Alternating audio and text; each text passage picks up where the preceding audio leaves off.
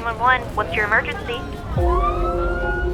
There was a 911 call regarding a dog being assaulted.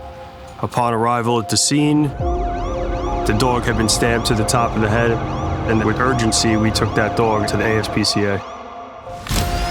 Roxy needed immediate surgery.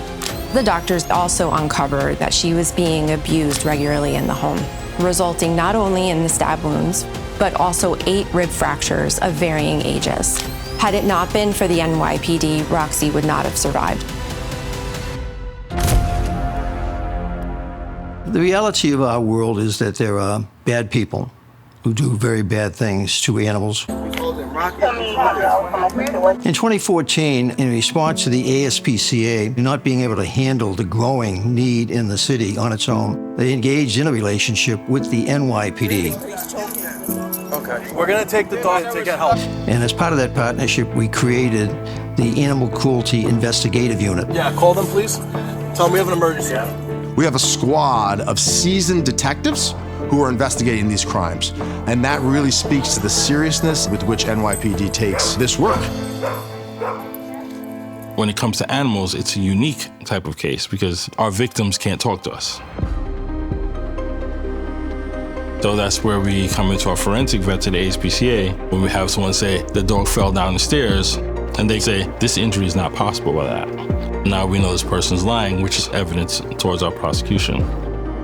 This partnership with the New York City Police Department allows us to lean into our strengths, the veterinary forensics, and allows them to do the investigation and to get the bad guys. The work that the NYPD has done with the ASPCA serves as a model for how agencies and organizations can bring their expertise to serve a community.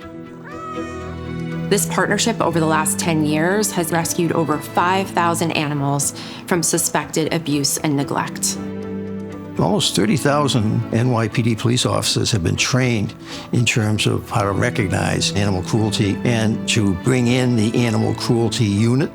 There's never been a public-private partnership like this, and there's simply no comparison. The scale and scope and skill that NYPD brings to this was game-changing for us and for the animals of New York. I'm going to show you the people who adopted Roxy. Okay.